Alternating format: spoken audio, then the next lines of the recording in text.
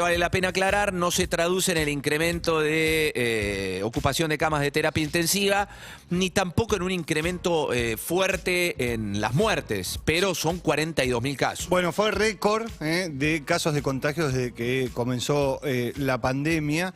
Esto, como vos bien decías, no se tradujo en una ocupación de camas de unidades de terapia intensiva. Se mantiene un porcentaje en lo que tiene que ver con Nación del 35% de ocupación.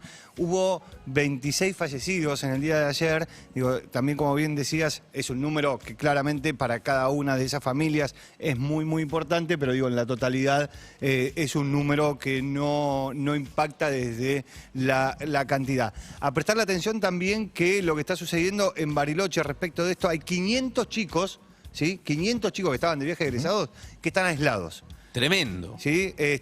Hay una resolución municipal que dice que los viajes egresados, a los chicos de los viajes egresados cada 72 horas son testeados. Bueno, ahora hay 500 chicos que dieron positivo o son contactos estrechos, entonces están aislados en los hoteles, están todos bien de salud, digo, no, ninguno tiene ninguna complicación, pero eso lo que hace es que primero no puedan llegar nuevos chicos a la localidad de viajes egresados, por eso se están retrasando y Bariloche suspendió hasta el 6 de enero la llegada de viajes egresados.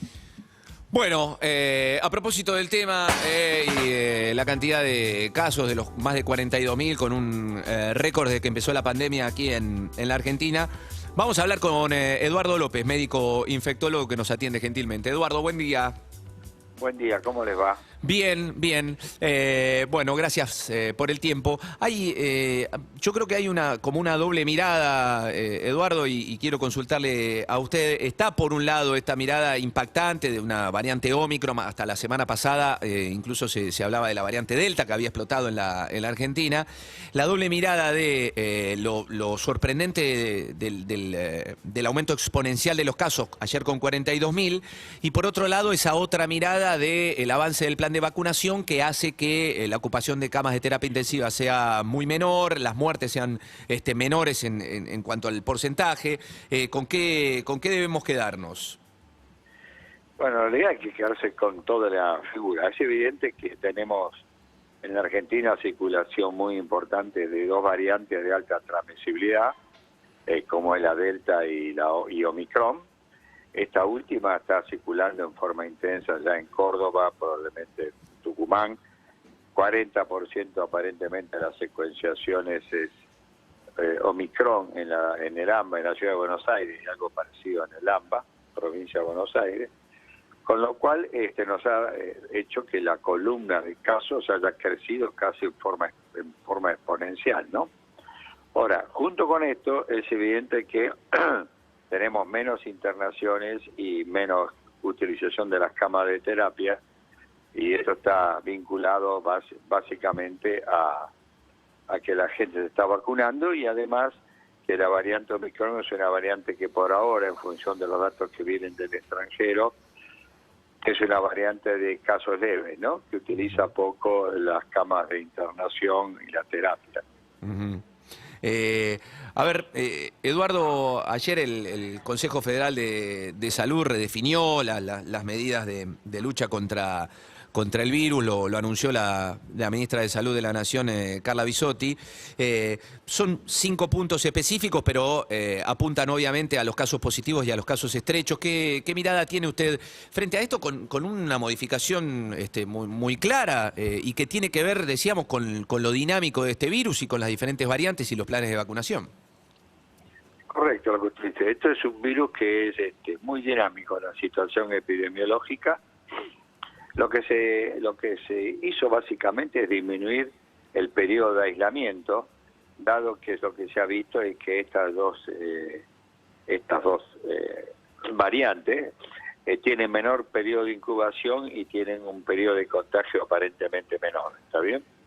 Entonces, y además se privilegió básicamente en cuanto al tiempo los que estaban vacunados completos, o sea que tienen 2 dosis o 3 dosis, tiene tiempo corto de cuarentena comparado a los que no se vacunaron. En este sentido vale la pena comentar que el individuo que tiene una dosis de vacuna es como si no estuviera vacunado para la variante Omicron o para la variante Delta, ¿está bien? Claro que la variante Delta requiere como mínimo 2 dosis y la variante Omicron 3 dosis, ¿no? Quiere decir que, y un tema que ustedes tocaron ahí en el inicio de la nota, ¿no? Los adolescentes que están en cuarentena. Yo les quiero comentar que hay un 40% de adolescentes que todavía no han completado su vacunación. Con lo cual una medida de aquellos lugares de veraneo, sobre todo para adolescentes que tienen tendencia a agruparse y a ir a bailar a los mismos lugares, lo más lógico sería pedirles que tengan 2 dosis de vacuna, ¿no? Claro. Con lo cual esto evitaría mucho de estos temas, de tener 500 chicos aislados, y si tienen 2 dosis de vacuna, uno los deja entrar más tranquilos, ¿no? Estamos hablando con Eduardo López, médico infectólogo. Obviamente hay que alentar esto de vacunarse para, obviamente, no padecer tanto este flagelo. Es cierto, Eduardo, y le consulto a propósito del tema, siempre decimos que Europa avisa. Europa tiene lugares donde holgadamente han superado ya los 100.000 casos en una nueva ola. Varios países, pero es cierto que nosotros tenemos 42.000 casos en pleno verano con un incremento del casi el 280% de los infectados en los últimos 10 días. Decididamente debemos detener esto porque es un número impresionante para hacer el verano. Es un número muy alto, muy alto, y un poco la explicación está dada por lo que ya hablamos. Y lo que está implícito en su pregunta es qué nos va a pasar en invierno, cuando comienza el frío. Exacto. Que si bien no es un virus que tiene estacionalidad definida, se sabe que circula con mayor facilidad durante el invierno, ¿no?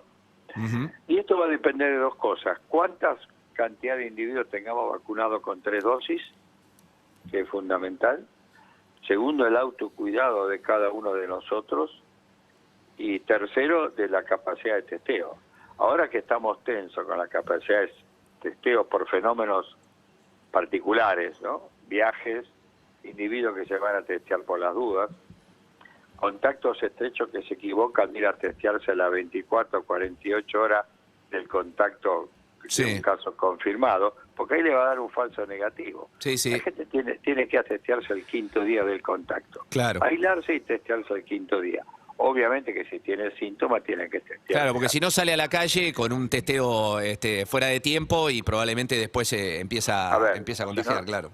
Si nosotros tenemos un contacto estrecho hoy, por ejemplo, de un caso confirmado, y nos vamos a testear mañana o pasado, es una foto. No sirve, claro. No me sirve para dentro de 4 o 5 días. Claro. Y esto es lo que está tensando mucho al sistema. Mucha gente que se estaba yendo a testear por las dudas, ¿no? Sí.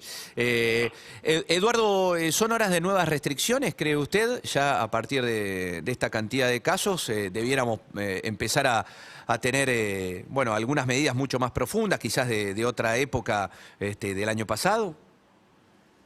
Yo personalmente creo que por ahora no. Le doy mi opinión total, ¿no? Yo creo que por ahora yo esperaría un poco a ver cómo se desarrolla esto y esperar un poco la vorágine de las fiestas familiares, ¿no?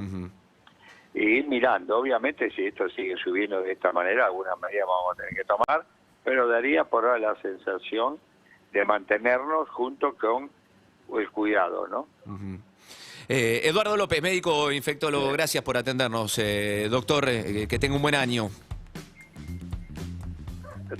Sí. Bueno, Eduardo López, que nos atendía respecto de esta cifra impactante del